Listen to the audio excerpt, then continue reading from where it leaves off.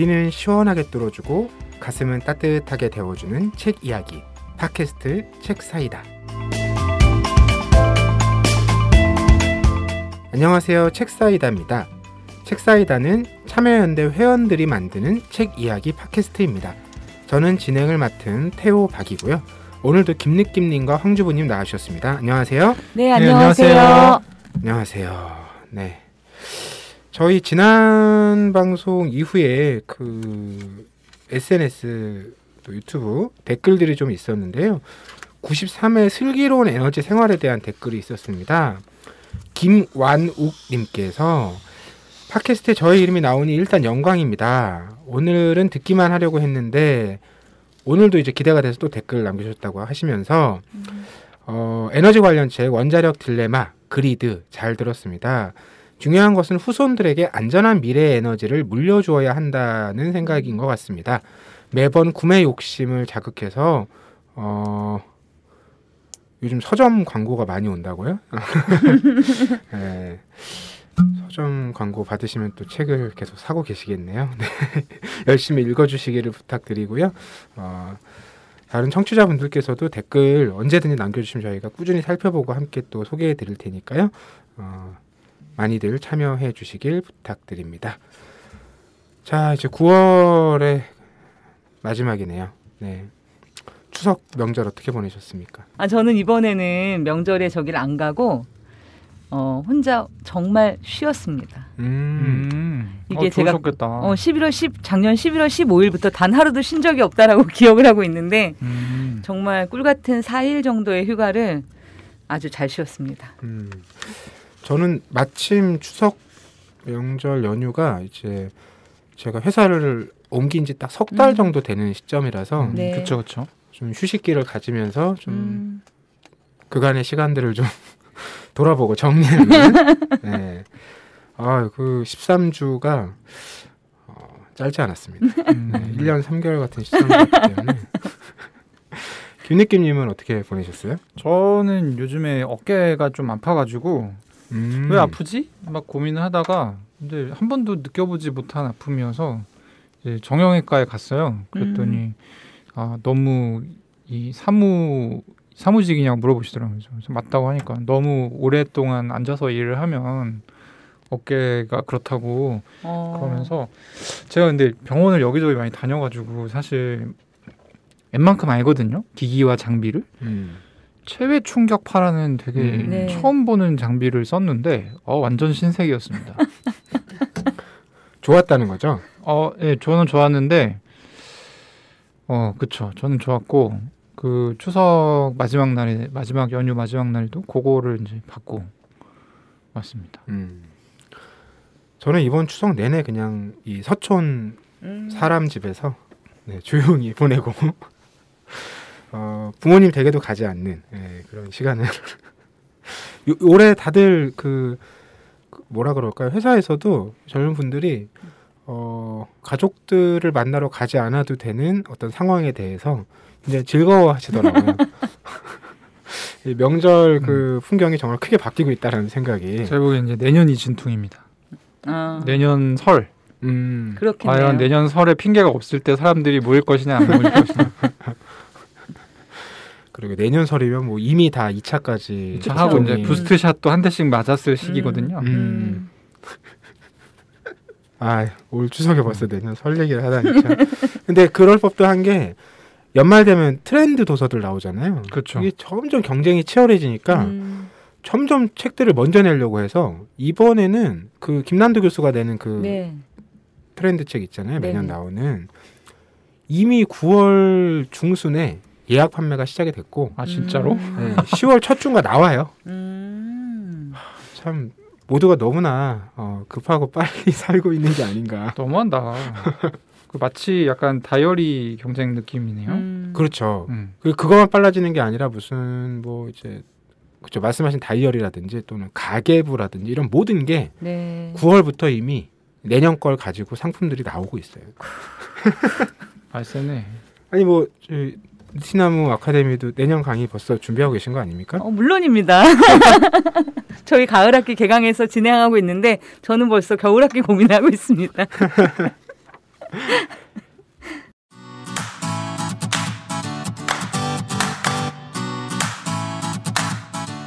참여연대가 제작하는 책 이야기 팟캐스트 책사이다와 국내 유일의 아시아 전문 팟캐스트 아시아팟, 매주 목요일에 번갈아 찾아갑니다.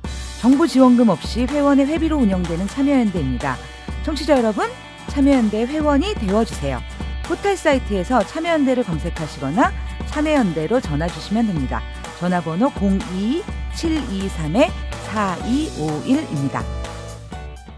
황주부님 목소리로 참여연대 회원가입 광고 들으셨습니다. 포털 사이트에서 참여연대 검색하시거나 지금 듣고 계신 어플 PC 에피소드 소개 부분에 참여연대 회원가입 링크를 클릭하시면 회원가입하실 수 있습니다. 참여연대 뉴스레터 구독, 카카오톡 친구 맺기도 부탁드릴게요.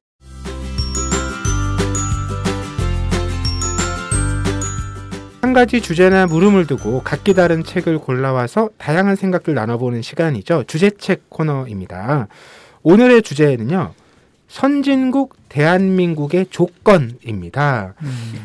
많이들 기억하실 거예요. 올해 그 유엔 산하 기관에서 한국을 개발도상국이 아니라 선진국이다 라고 이제 평가를 했는데, 그런 평가를 받은, 즉 상향 조정된 국가가 그 단체가 생긴 이래 처음이라고 하죠. 네.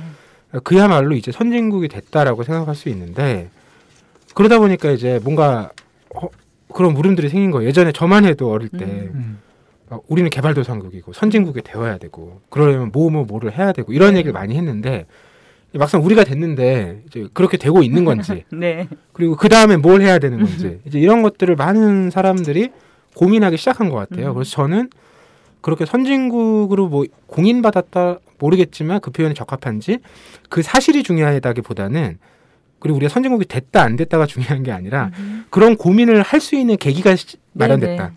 이런 점에서 굉장히 반가운 일이라는 생각이 들거든요. 관련해서 또 그런 책들도 꾸준히 나오고 있어서 저희가 오늘은 이 선진국 대한민국의 조건이란 주제로 과연 선진국이 되려면 어떤 생각들과 고민들과 상황들이 필요할지 이런 얘기를 나눠보려고 하는데요. 먼저 황주부님께서 골라오신 책 만나볼까요? 예, 제가 골라온 책은 박태웅 씨라고 아시죠? 네네. 네, 저는 잘 몰랐는데 그 김느끼님이 친구분인 줄 알겠어요. 아니, 그러니까 이 너무 자연스러운 그런 대화가 이 칼럼이 굉장히 이슈가 됐더라고요. 네네. 그래서 이제 이 칼럼이 아마 출발이 되어서 만들어진 책으로 알고 있고요. 한빛 미디어라고 하는 IT 전문 출판사인 것 같아요. 거기 의장으로 계시는 박태웅 씨가 쓴 눈 떠보니 선진국이라는 책을 골라왔습니다. 이 책이 출간되고 나서 여기저기서 화제가 돼서 베스트셀러에 오르기도 했잖아요. 그렇죠.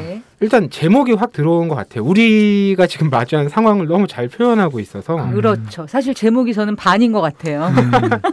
아니, 그러니까 저희가 그렇잖아요. 저는 이 선진국이란 얘기가 언제 일반 사람들의 얘기가 제일 많이 회자가 되었을까는, 사실은 우리가 어떤 단체에서 발표한 선진국이라더라가 아니라 이번에 이제 그 아프가니스탄 난민, 아프가니스탄에서 특별 기여자를 수용할 때 사실 거기에 대해서 되게 많은 이야기들이 있었잖아요. 그 과정에서 야, 우리가 이제 선진국이 됐으니까 이제는 우리도 이런 일을 해야 돼 라고 하면서 사실은 사람들 사이에서 굉장히 많은 이야기가 좀 되었던 것 같고, 그 이전에는 어떻게 보면 야, 우리 진짜 혹시 선진국 아니야? 안 그러면 우리가 막 BTS 1등하고 막 이제 여러 가지 어떤 문화적 현상이나 뭐 K 방역이나 이런 얘기들을 하면서 사실 이제 일반 사람들 안에서도 야, 선진국이 뭐 별거 있어? 이런 게 선진국 아니야라는 약간 다소 국뽕이 살짝 들어간 어떤 것에서 시작된 얘기가 마치 도장 꽝처럼 진짜 선진국이야 니네. 그러고 나니까 뭔가 우리가 뭘 좀 해야 될 것 같은 거죠, 느낌에. 그리고 내가 뭔가 부자가 되면 곳간도 좀 열어야 되고 뭔가 이전과는 다른 어떤 태도들을 갖춰야 될 텐데 그런 게 뭘까? 이제 이런 이야기들이 좀 시작됐다라고 전 느껴졌어요. 이 책에서 많은 독자들이 이제 공감했던 대목이 이 부분인 것 같더라고요. 선진국이 된다는 것은 정의를 내린다는 것이다. 맞아요. 예전에는 선진국들이 잘하는 모습들이 답이 있으니까 그쵸. 우리가 그걸 얼마나 빨리 따라갈까, 비슷하게 할까, 흉내낼까, 이게 중요했는데 지금은 우리가 이제 최전선에 와 있으니까 그 다음에 뭘 할지를 우리가 답을 내리고 그걸 시도해봐야 되는 상황. 이건 정말 큰 변화가 아닌가 싶긴 하더라고요. 그렇죠. 한 번도 상상해보지 않은 것 같아요. 정말로. 그러니까 예를 들어서 영화 같은 경우도 옛날에 제가 기억에 나는 게 할리우드 키즈의 생애라는 영화가 있었어요. 기억나시죠? 그러니까 나는 표절한 게 아닌데 내가 어렸을 때부터 계속 보고 배우고 한 게 할리우드 영화라 나도 모르게 나중에 보니까 그 영화들이 너무 촘촘하게 다 그 안에 들어 있었잖아요. 그리고 사실 이제 우리가 가져왔던 전략 자체도 2위 전략을 굉장히 국가 주도로 사실은 그런 전략으로 성장해 왔던 것도 사실인데 막상 내가 기준이 돼야 된다고? 그러면 정말 되게 막막하다? 이런 느낌이 들기도 하고 저는 사실 이 안에서 녹서라는 표현이 되게 와닿았어요. 녹사요? 녹서. 그러니까 우리가 백서란 말은 되게 많이 하잖아요. 그리고 뭔가를 하고 나면 뭐 조국 백서도 있고 온갖 백서가 다 있잖아요. 총 정리해서 이런 거야. 네. 그런데 사실은 이제 여기 독일 사회를, 그러니까 독일이 왜 선진국인가라는 예를 들면서 그 이제 처음엔 보이테스바흐 협약. 그러니까 이제 국가가 2차 세계대전이 끝난 거예요. 그러고 난 다음에 야, 히틀러와 같은 사람이 다시 안 나오려면 우리가 어떻게 해야 될까? 이렇게 해서 만들어진 게 보이테스바흐 협약이라고 하는 건데 그러기 위해서는 시민적 역량이 커져야 돼. 그러기 위해서 우리의 교육을 바꿔야 돼. 이런 경험이 사실 이제 4차 산업혁명이라고 하는 것을 사실은 독일에서 제일 먼저 어떻게 보면 인더스트리 뭐 4.0 이러면서 만들었을 때 그냥 4차 산업혁명 이런 거야 라고 정의를 내리는 게 아니라 거기에 대해서 뭐냐면 사회적인 논의를 붙이고 그 논의를 붙이는 질문을 가지고 사실은 그 질문을 각 개인이나 단체들과 쭉 이렇게 만들어 나가요. 그게 녹서에 담겨 있고 그 결과물로 그래 우리가 그러면 4차 산업혁명이 이런 거고 노동시장이 어떻게 변하고 산업이 어떻게 변할 건데 그럼 우리가 이걸 어떻게 정의하고 어떻게 나아갈 것인가를 하는 이 시스템을 보여주거든요. 어떻게 보면 그냥 질문을 던지는 게 중요해요. 그러면 너무 막막한데 어떻게 질문을 던질 것인가. 그리고 그 질문을 던지고 그 답으로 가는 과정이 어떠해야 되는가에 대한 이야기가 들어있어서 사실 저는 그 부분이 가장 좀 다가왔어요. 김느낌님은 어떻게 보셨어요? 저는 이 책의 이제 코어가 되는 그 칼럼을 이미 이제 예전에 읽었었어요. 네. 그래서 이제 글 잘 쓰신다 생각을 하고 있어서 이제 이번에 주제책으로 돼서 이제 이거 사서 봤는데 일단은 그 칼럼 자체는 제가 예전에도 좋다고 느꼈으니까 그거는 그냥 제껴놓고 이게 이제 책 한 권의 책에서 이제 우리가 이제 기대하는 것들이 있잖아요. 네. 그래서 눈 떠보니 선진국이다. 그러면 일단 먼저 뭐가 이제 선진국적인 한국의 어떤 모습들을 소개해 주나 이런 물음도 생길 것 같고 눈 떠보니 선진국이라는 거는 이제 선진국이 되었지만 아직 준비가 안 된 무엇 뭐 이런 거일 수도 있죠. 그래서 다양하게 해석이 가능한데 그런 것들이 이제 이게 골고루 녹아 있는 부분들이 좋았고 근데 다만 약간 보면서 계속 뭔가 마음 한켠이 불편했어. 왜 불편하지? 라고 생각했는데 뭐 제가 한번 단어를 만들어 보자면 한국의 선진 시민들 얘기입니다. 눈 떠보니 선진국이 된 거야. 어떤 사람들한테는. 네. 그 사람들만. 근데 이제 이 책을 쓰신 분이 그 안에 들어가 있는 거죠. 그래서 이거에 대한 어떤 찬사와 공감과 보면은 그리고 나서 이제 봤어요. 페이스북에서 이분이 제 페이스북 친구거든요. 네. 가지고 이분이 이제 책 소개도 하시고 뭐 책 냈습니다. 뭐 많이 봐주세요. 뭐 얘기도 하시고 보면은 가서 이게 좋게 얘기하는 분들은 다 비슷한 분들이에요. 되게 재미난 이 시선이라는 생각이 드네요. 네. 저는 그런 느낌이 들었는데 요새 이런 선진국 관련된 얘기가 많이 나오는 상황에서 선진국이라는 말을 근래 많이 썼었나라는 생각을 한편으로 하게 됐어요. 무슨 얘기냐면 이 김느끼님 말씀하신 비슷한 맥락일 수 있는데 과거에는 뭐 누구를 막론하고 대한민국 국민의 대다수가 우리는 선진국으로 발전해야 된다라는 공통의 지향을 갖고 그렇죠. 엄청 다 같이 실제로는 그렇지 않았을지 모르겠지만 다 같이 가고 있다라는 뉘앙스가 굉장히 강했다고 생각이 들거든요. 맞아요. 그러니까 국가 공동체. 맞아요. 근데 근래에는 그런 지향 자체가 지향이 약해진 것도 있고 이제 국가가 그런 맛이 작동을 안 한다는 걸 너무나 알고 있기도 하기 때문에 조금 전에 표현하신 그 선진 시민 네. 이라는 범주에 포함되지 않는 사람들에게는 사실 국가가 뭐 선진국이 되거나 말고 우리 그동안 엄청 잘 살아졌는데 나는 달라진 게 하나도 없거든. 이런 이제 격차랑 상황들이 반복되고 누적되면서 무슨 국가 단위에서 무슨 우리가 더 뭐가 나아져 이런 것에 대한 관심 자체가 혹은 그런 주장 자체가 과거에 비해서 이렇게 강하게 작동하지 않았던 게 아닌가? 한편으로는 그런 생각도 했어요. 저도 많이 공감이 되는 것 같아요. 그러니까 제가 제일 연식이 오래됐는데 네. 그러니까 저희 때만 해도 그게 굉장히 구체적으로 명시적으로 소득 2만 불 이런 게 있었어요. 막 2만 불 되면 우리가 선진국이 된다. 아니야. 이 3만 불이 선진국의 기준이래. 막 그걸 제가 기억하고 있을 정도로 그 얘기는 뭐냐면 모두에게 그런 게 머릿속에 은연중에 있었다는 거잖아요. 근데 사실은 지금 우리가 3만 불을 하는데 진짜? 내가 이렇게 물어보게 되는 언제? 이렇게 물어보게 되는 거죠. 그래서 그리고 이제 사람들이 그런 어떤 아프가니스탄 그 저기 때도 사실 댓글들을 보면 되게 양극화돼서 그런 게 보이잖아요. 우리가 이제는 선진국이 되었으니 우리도 이제는 의무를 해야 하고 이것이 이제 우리의 태도가 돼야 된다. 자랑스럽다라는 입장과 또 반대편에는 내가 못 살아, 내가 지금 죽겠는데 지금 국가가 뭐 하는 거냐. 나한테나 뭘 해주라 그래. 뭐 이런 것들이 정말 극명하게. 그리고 이제 어떻게 보면 상대편을 전혀, 그러니까 한 사회 안에서 다른 의견이 있을 수 있다는 개념이 아니라 야, 좀 비켜봐 이런 느낌의 그런 느낌을 저는 좀 많이 받았거든요.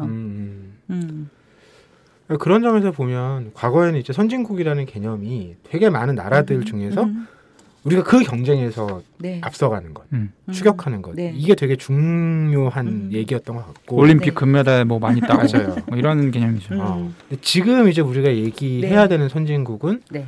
이제야말로 그런 맥락이 아닌 거죠. 왜냐하면 그렇게 따져봐야 뭐 말 그대로 경제 규모로 한 몇 나라 없잖아요.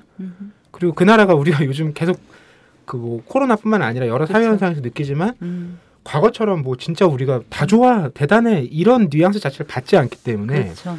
결국에는 우리가 마주한 이 현실이나 당면한 과제들을 뭐라고 정의하고 어떻게 풀어갈지를 고민해서 그걸 잘 풀어가는 나라가 선진국이라고 네. 생각할 수 있는 상황이 된 거 아닌가? 그런 생각도 듭니다. 네. 그리고 저는 사실 이 책이 그 대한민국 선진국의 조건이라면 사실 이게 무슨 정부 관료가 쓴 책도 아니고 무슨 뭐 내노라 하는 예를 들어서 석학 머리에 뭐 이렇게 땅땅 도장 이렇게 판 사람이 쓴 책이 아니잖아요. 사실 저는 이 책을 읽으면서 이 책의 굉장히 많은 부분이 IT 4차 산업혁명 이런 기술 쪽에 치중이 되어 있어요. 본인이 그렇죠. 사실은 이제 아무래도 그래서 난 이 책을 보면서 야 선진국의 이런 부분들을 우리가 해야 선진국인 거야? 약간 사실은 좀 그게 당황스러웠거든요. 제가 생각하는 선진국이라는 것과 각각의 자리에서 바라보는 선진국은 좀 다른 것 같고 어떻게 보면 그 각각의 입장에서 내가 그러니까 이 선진국이라는 게 꼭 어떤 순위에 들어가고 뭐의 문제가 아니라 우리의 지향이 우리의 이상이 이거야 라고 하는 논의가 오히려 출발했으면 좋겠다. 저는 좀 그런 생각이 들더라고요. 저희가 오늘은 좀 책을 미리 다 얘기를 꺼내놓고 선진국에 대한 얘기를 또 네. 이어가면 좋을 것 같은데 바로 좀 전에 말씀하신 그 뭐냐 그게 뭐 기술이냐 뭐냐 할 때 또 하나 이제 선택지와 중요한 얘기를 우리가 많이 이제 거론했던 키워드 이걸 또 김립기님이 가져오셨잖아요. 네. 김립기님 책으로 또 이야기를 바로 연결해 보면 좋을 것 같아요. 네. 제가 가져온 책은 우리는 복지국가로 간다라는 책입니다. 그 사회평론 아카데미에서 나온 약간 연구서 느낌의 책이고 네. 뭐 윤홍식, 정준호, 김유선, 신진우, 김영순, 이영수, 이충건, 김도균님이 한 챕터씩 쓰시고 이제 윤홍식님이 대표로 해서 이제 엮은 약간 그런 책인데요. 제가 사실 책사이다에서 주제책을 고를 때 막 그렇게 고민을 많이 하지 않아요. 근데 이번의 책이 제가 책사이다 한 이후로 제일 고르기가 힘들었습니다. 사실은. 왜냐하면 제가 없었을 때 이걸 회의해가지고 주제가 정해진 이유도 있는데 그러니까 주제가 이번 주제책 주제는 선진국의 조건입니다. 이렇게 딱 네. 텔레그램 받았을 때 선진국의 조건이 뭐가 있지? 나 자체도 잘 모르겠는 거예요. 이거를 그래가지고 막 찾아봤어요. 딴 사람들 선진국의 조건이 뭐라고 하나 안 나와. 선진국의 조건은 그냥 모두가 납득할 수 있는 조건은 경제적인 어떤 그런 여유예요. 풍요와 여유. 근데 그걸 가지고 이걸 할 수는 없잖아. 너무 뻔하니까. 그래서 막 고민을 하다가 선진국이라면 약간 이래야 되지 않나? 뭐 하여튼 이런 걸 해서 제가 책을 한 10권을 봤어요. 이 주제를 고르기 위해서. 근데 이제 책을 보면서 조금씩 이제 좀 좁혀졌어요. 처음에는 어떤 사람들이 좀 행복해야 선진국이 아닌가. 뭐 이런 생각도 해보고 행복한 사람들을 어떻게 만들지? 뭐 하고 이제 요즘에 우리 사회의 공통적인 어떤 그런 문제점이 뭐냐? 불안. 불안한 한국 사람, 불안 관련해서 키워드가 굉장히 네. 많이 나왔었잖아요. 그래서 불안하지 않는 나라가 선진국일 수 있을까? 그리고 뭐 이런 것도 해보고 그리고 선진국이라고 하면 정말 경제적인 그런 것만 갖춰지면 선진국일까? 그러면 만약에 중국은 선진국인가? 중국은 뭐 감시사회로 지금 나가고 있으니까 그럼 그걸 선진국이라고 할 수 있나? 또 그거는 아닌 것 같아. 이렇게 막 여러 가지 책들을 보면서 했는데 결국에 뭐 진짜 많이 봤어요. 막 인공지능 뭐 생존 수업 이런 책도 봤거든요. 적응력이 좋은 능력을 갖추고 있는 역량을 갖추고 있는 나라가 선진국이 아닐까 또 이런 생각도 하면서 했는데 제가 내린 결론은 모든 사람들이 불안하지 않고 행복하고 그리고 적응도 잘하고 뭐 이런 능력을 모두 아우르는 무언가가 재생산의 역량이라는 생각이 들었어요. 그래서 이제 사회적으로 보자면 이것이 사실은 복지의 영역이다. 그래서 복지국가가 사실은 선진국이겠다. 이제 잘 디자인된 복지국가가 선진국이라고 할 수 있을 것 같다라고 하고 이걸 하면서 이제 10가지 정도의 책을 보고 저자로 키워드를 검색해서 찾은 책이 우리는 복지국가로 간다라는 책입니다. 저는 이 책도 김니끼님 이 책 골랐다고 하셨을 때 제목을 듣고 어떤 생각이 문득 들었냐면 선진국 조건 얘기할 때 복지국가가 되게 클래식한 조건이잖아요. 우리도 되게 오랫동안 얘기해왔고 근데 또 마찬가지 역으로 근래는 또 이런 얘기를 안 하지 않았나? 이런 생각이 드는 거예요. 그게 뭐 됐다고 생각해서 그런 건지 뭐 불가능하리라고 생각해서 그런 건지 모르겠지만 오히려 복지국가 담론 같은 것들이 최근에 예전만큼 적극적이지 않았던 것 같다는 생각도 또 드는 거거든요. 좀 흥미롭다는 생각을 했어요. 그래서 황주부님은 어떻게 보셨어요? 저는 제가 이번 주가 좀 상태가 안 좋았나 봐요. 일단은 그러니까 저는 대중사라고 생각하고 봤는데 첫 프롤로그부터 냅다 이렇게 우리가 생각하고 고민하고 이렇게 준비해서 이렇게 책을 쓰려고 한다. 그래서 이제 쭉 하나하나는 굉장히 너무 뭐라 해야 되지? 깊고 되게 전문적이어서 사실은 좀 이렇게 몰입을 하지 않고는 쉽게 읽히진 않는 책이었어요. 저한테는. 이 책이 차례가 좀 독특해요. 그냥 예를 들어 우리는 복지국가로 간다 이러면 이렇게 상상해볼 수 있는 것들이 있잖아요. 뭐 어떤 영역에서 복지국가의 조건이나 이제 그걸 이루기 위한 어떤 방법이나 제도나 이런 걸 설명해 줄 것 같은데 이 책 열어보면 1장은 한국 생산체제에 대해서 얘기하고 2장은 노동시장에 대해서 얘기하고 3장은 민주주의의 유산에 대해서 얘기하고 그러니까 굉장히 다른 큰 틀에서부터 얘기를 이제 독파해가는 방식의 서술인데 왜 이제 제가 이 책을 골랐냐면 사실은 저는 그런 의문이 있었어요. 왜 진보 진영에서 대통령이 나와도 공약에서 나오는 복지 어떤 정책들이 제대로 구현된 정권이 없거든요. 그러니까 문재인 정부도 뭐 참여연대에서도 욕을 많이 하고 뭐 그러는 이유 중에 하나가 공약 중에 뭐 제대로 된 게 없다. 공약은 뭐 해놓고 근데 이게 반복된다라고 하면 그게 개별 정권의 무능력이나 이런 문제라기보다는 거기에 또 다른 이유가 있지 않을까? 하고 싶은데 못하는 거일 수 있지 않을까? 이런 생각을 항상 갖고 있었어요. 근데 이제 이번에 뭐 눈 떠보니 선진국 이런 것도 이제 그 선진국이라는 책 그 내용 중에 하나가 우리가 이제 선진국이라는 거를 스스로 좀 자각할 저게 이제 자신감을 가져도 된다. 뭐 이런 내용도 있어요. 책 안에. 근데 또 한편으로는 그러면 우리는 복지국가라는 자각을 가져도 되느냐? 저는 아니라고 생각하거든요. 왜냐하면 그러니까 복지국가로 가기에는 그러니까 모두가 우리가 복지국가가 맞느냐라는 질문에 대해서 예스라는 답을 쉽게 내리지 못한다고 생각해요. 그렇죠. 그런 찰나에 이 책의 서장의 제목이 저를 강력하게 끌었는데 뭐라고 썼냐면 이 아저씨가 왜 한국은 복지국가가 될 수 없었던 것일까? 이게 서장입니다. 그리고 이 서장에는 이 책의 사실은 그러니까 이 43쪽까지가 서장이거든요. 이 책에 대한 간략한 내용과 이제 사실 핵심적인 어떤 주제와 인사이트들이 들어있어요. 서장에. 그래서 이 책이 연구서스러운 측면이 물론 있는데 이게 좀 어렵다. 그러면 이 책을 사셔가지고 서장만 읽어봐도 상당히 좀 머리가 깨이는 그런 느낌을 받으실 수 있을 겁니다. 그래서 이 책에서 주장하는 건 뭐냐면 모든 복지가 그 나라의 정치 및 경제와 밀접하게 붙어 있다라는 거예요. 그러니까 그러니까 우리가 이제 쉽게 얘기하면 북유럽식 복지를 얘기하고 뭐 이거 해야 된다, 저거 해야 된다, 100% 실패한다는 거예요. 왜냐하면 경제 정치 체계가 완전히 다르기 때문에. 그리고 이 복지라는 것이 한 번에 어떻게 나라에다 이식된 게 아니라 역사와 맥락이 있다는 거예요. 그러니까 우리나라 같은 경우는 가령 이제 사적 보험이 엄청 발달돼 있죠. 그렇게 됐던 이유가 있다는 거예요. 그러면 야, 왜 사적 보험을 이렇게 하냐? 공적 보험에서 더 하자. 그렇게 하면 부작용이 대번에 일어난다는 거예요. 그 맥락과 이런 내용들이 있기 때문에. 그런 게 이제 이 책의 가장 핵심적인 주장이고 결국에는 복지국가 대한민국을 만들기 위해서는 다 이거를 알아야 된다. 어떻게 이게 나라가 이렇게 만들어졌고 어떤 식의 그러니까 지금 이제 요즘에 제일 핫한 키워드 중에 하나가 중부담 중복지거든요. 중부담 중복지. 중산층들도 폭넓게 세금 부담을 하고 복지 혜택을 크게 가져가는 게 맞다.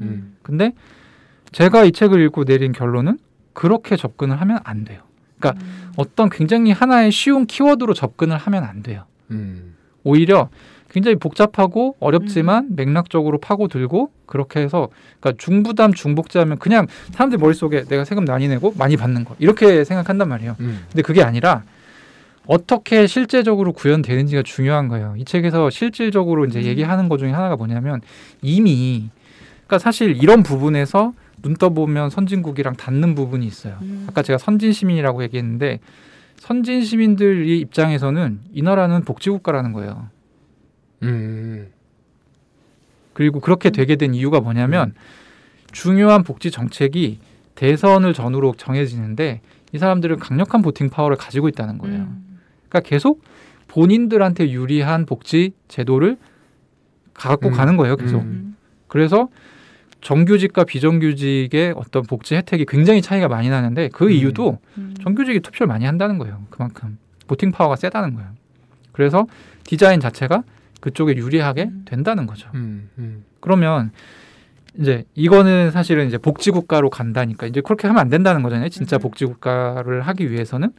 근데 요 책과 사실 눈 떠보니 선진국이라는 책과의 그 어떤 접합점이 있어요. 그러니까 저는 그 눈 떠보니 선진국을 쓰신 박태웅 씨가 이제 약간 4차 산업혁명, IT 이쪽을 강조하잖아요.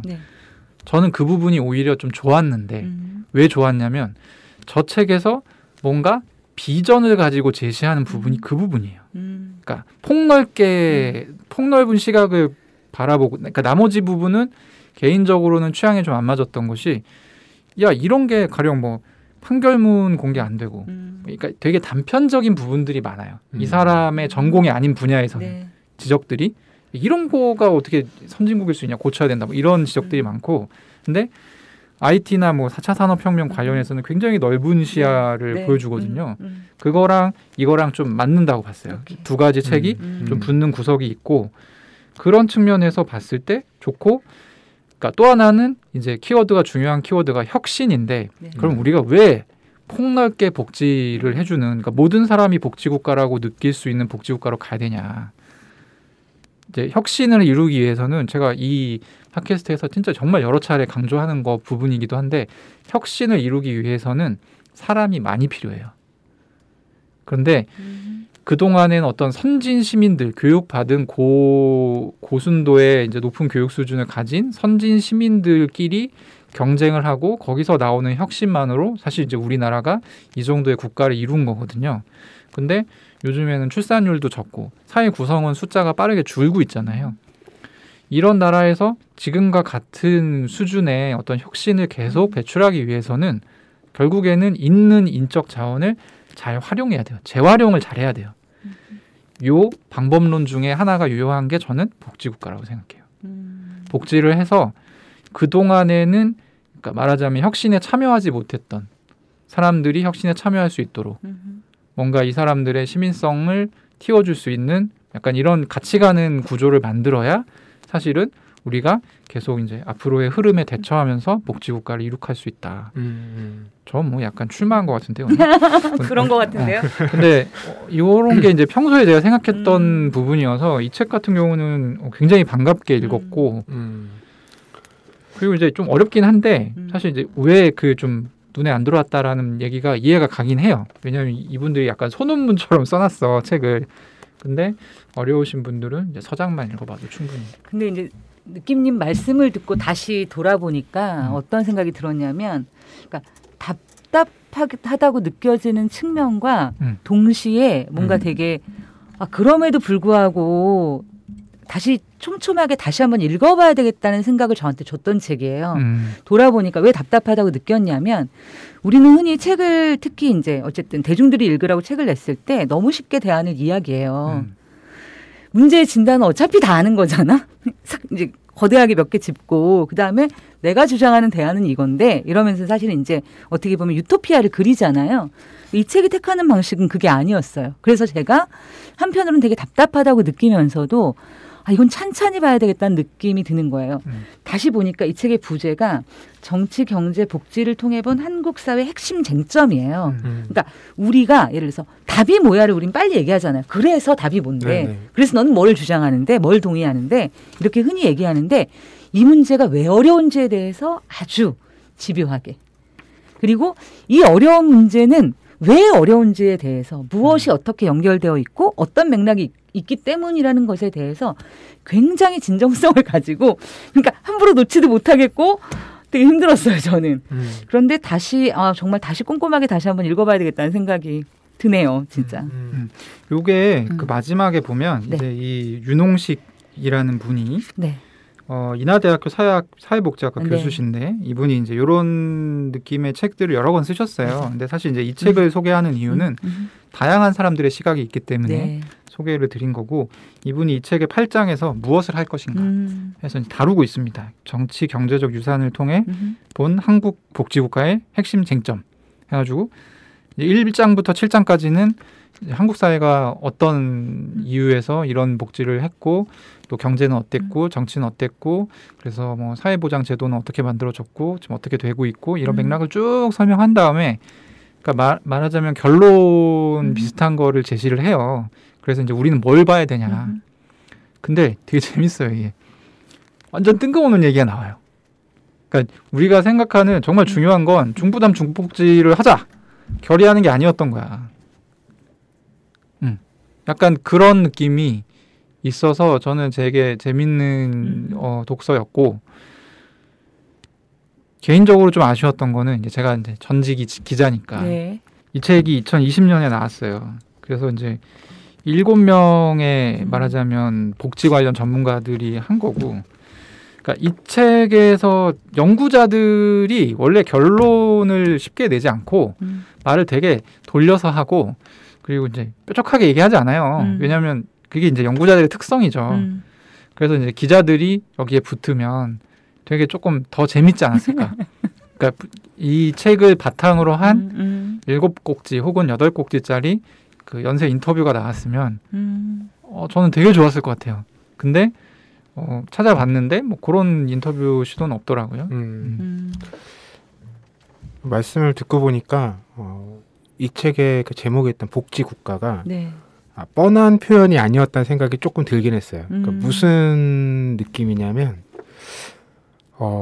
과거에 이제 우리가 흔히 얘기했던 복지 담론들은 어떤 복지의 확대, 그렇죠. 예, 더 많은 사람에게 더 많은 것을 이제 요런 생각을 많이 했던 것 같은데 여기에서 말하는 복지국가야말로 그 시스템과 체제 자체가 네. 이제 그걸 바탕으로 하고 지향하는 이제 국가의 정체성 이렇게 이제 정의 내리고 있는 게 아닌가라는 생각이 들어서 그런 맥락에서 복지국가가 뻔한 말이지만 좀 다르게 다가오는 느낌이 지금 든다는 생각이 드네요. 저는 약간 이렇게 생각했으면 좋겠어요. 우리가 복지정책이라고 하면 흔히 못 사는 사람들을 위한 정책 혹은 소외된 뭔가 네네. 뒤처진 네. 사람들을 위한 정책 이렇게 생각하기 쉬운데 가령 어떤 국가가 이제 우리 코로나라서 요즘에 만나지도 못하고 재택이 엄청 늘어나고 그리고 이제 이런 것들이 이제 어떤 세계적인 추세잖아요. 그리고 기술이 발전되면서 뭔가 대면해서 뭔가 하는 것보다는 오히려 비대면이 늘어날 수 있고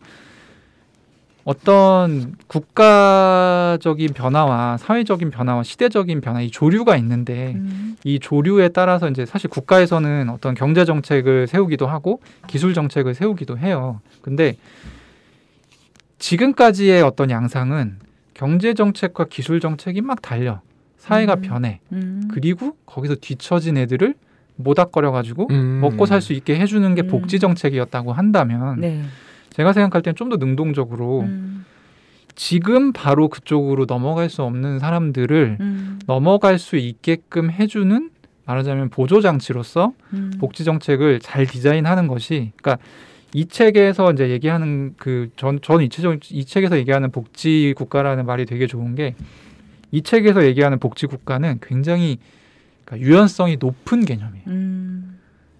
어떤 정치 체계가 있는지, 어떤 경제적인 특성이 있는지에 따라서 그 상이 변할 수 있는 복지 국가거든요. 그래서 그런 식으로 약간 뭔가 더 보조해주고 이런 개념으로 가게 된다고 하면 오히려 사람들 입장에서도 뭔가 정서적으로 복지국가라고 했을 때 느껴지는 그런 것들에 대한 생각도 바뀔 수 있고 좀 더 액티브한 사회가 되지 않을까 그런 생각해봤습니다.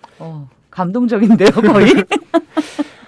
이게 제가 책을 이게 누구나 그렇겠지만 책을 보면서 이렇게 기분이 좋게 읽으면 뭔가 이렇게 책을 열심히 안 봐도 리뷰가 잘 되는데 이 억지 리뷰를 할 때는 힘들죠. 저희 오늘 뭐 선진국 네. 대한민국의 조건이라는 주제로 이야기를 나누고 있는데 실제로 그 주제와 관련돼서 이번에 좀 각자 생각해 보신 것들이 있을 것 같아요. 뭐 예를 들면 예전에 그런 얘기도 있었잖아요. 오늘 복지국가 얘기가 나왔는데 네. 북유럽 복지국가가 우리가 지향해야 할 길처럼 막 얘기됐을 때 한편으로 어떤 사람들은 그게 한국 사회 맞을까? 그 무슨 얘기냐면 재미가 그렇게 없는 사회가 한국 사람들에게 맞냐? 농반 진반으로. 그렇죠. 네, 예를 들면 뭐 그 한국식 자본주의가 만드는 엄청나게 새롭고 다양하게 쏟아져 나오는 것들 이런 재미는 확실히 덜한 사회잖아요.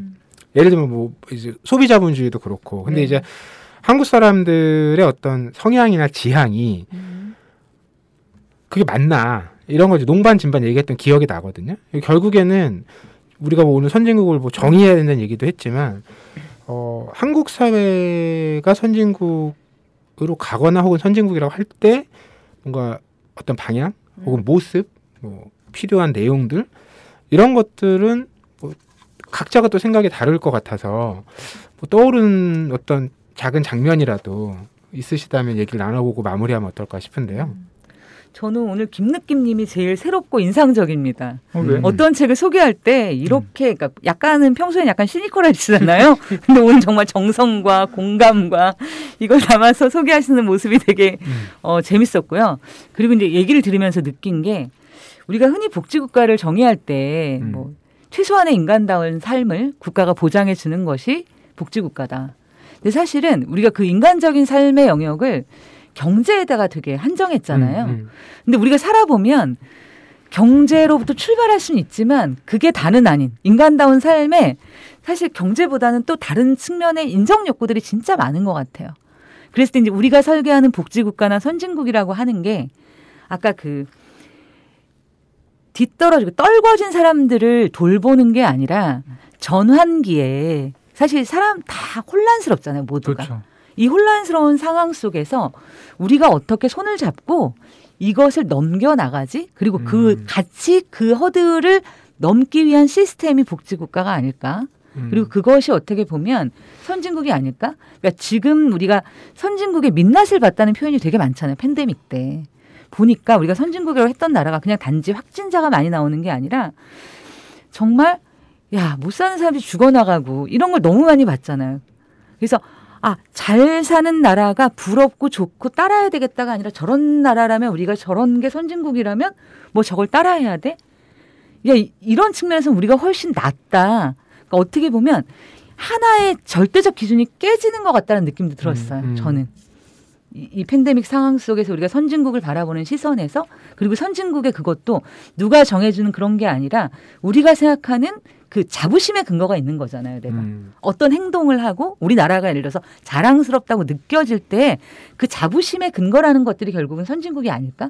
내가 생각할 때 좋다고 생각하는 거. 이게 이런 것이 옳은 거야. 그래서 뭔가 그런 시스템을 짜는 게 복지국가가 맞구나라는 생각이 오늘 들어서 너무 좋습니다. 느낌님 오늘 감동입니다. 진짜. 감사합니다. 저는 좀 약간 슬펐어요. 이번 책을 준비하면서. 왜냐하면 이 책이 2020년 4월 27일에 나왔거든요. 근데 아직 초판 1쇄. 이거 누가 보겠어 솔직히. 이게 너무 슬픕니다. 오늘 우리 책사에다 끝나고 몇 부가 더 나가는지 우리 한번 볼까요? 이 책이 좀 초판인 게 이게 복지다. 이런 책이 나오는 게 사실 내가 보기엔 복지다. 네. 그런 생각이 들고 다만 좀 뭐라 그래야 돼? 저는 그렇다고 생각해요. 우리가 좀 없을 때는 잘 살아보세 뭐 이런 저희 구호로 온 국가가 같이 한 마음으로 달렸던 시기도 있잖아요. 사실. 근데 좀 이제 잘 살아보지 않아도 한눈을 팔아도 괜찮은 게 사실 선진국 아닌가. 여유가 있을 때. 그래서 이제 사실 그동안에는 뭐 우리가 뭐 좀 나라 칭찬 좀 하면은 국뽕이라고 스스로 경계하고 이러기도 했잖아요. 네. 네. 그러니까 그 모든 것이 그러니까 국뽕을 하는 것도 국뽕을 지나치게 경계하는 것도 사실은 다 여유 없음에서 나오는 행동이거든요. 그래서 여유 있는 어떤 이런 우리의 모습을 스스로 자각하고 그렇게 된다면 조금 더 많은 담론들을 서로 이제 용인해주고 사실 그게 선진국의 모습이 아닐까 싶어요. 다양한 얘기가 나올 수 있는.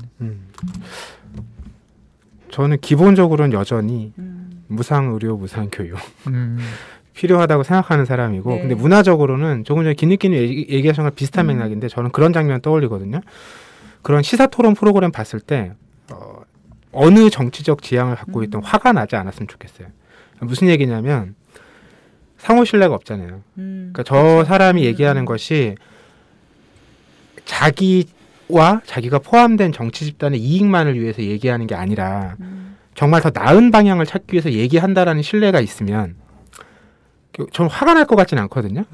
듣겠죠. 무슨 얘기를 하는지. 근데 우리가 그런 많이 이제 화를 느끼셨겠지만 보면 때 짜증이 나고 화가 나는 경우도 나도 모르게 그런 감정 상태에 이제 빠지게 되잖아요. 그리고 나도 모르게 이미 한쪽 편을 들고 있고 이런 상황이 안 되는 것이 어떤 선진국의 한 단면, 문화적인 어떤 모습을 보여주는 게 아닐까라는 생각이 좀 많이 들었어요. 그런 말 생각나네요. 가난한 사람과 싸우지 말고 가난과 싸울 생각을 해야 된다. 오늘 뭐 준비를 많이 해오셨어요? 준비해온 게 아니라 생각났습니다. 네. 놀때홍대 참여연대 우리가 할 수 있는 것들 지금 뭐해 놀때홍대 참여연대 아직도 회원가입하지 않고 뭐해 놀때홍대 참여연대 우리가 할 수 있는 것들 지금 뭐해 놀때홍대 참여연대 아직도 회원가입하지 않고 뭐해 바로 너 바로 너 바로 너 바로 너 당신이 우리의 든든한 배후 0% 0% 0% 0% 우리가 받는 정부 지원 0% 시위꾼 아냐 시민의 파수꾼 유엔이 인정하는 시민단체 파트너 행동하는 시민과 함께하는 권력 감시기구 참여연대 놀때홍대 참여연대 우리가 할 수 있는 것들 지금 뭐하네 놀때홍대 참여연대 아직도 회원가입하지 않고 뭐하네 놀때홍대 참여연대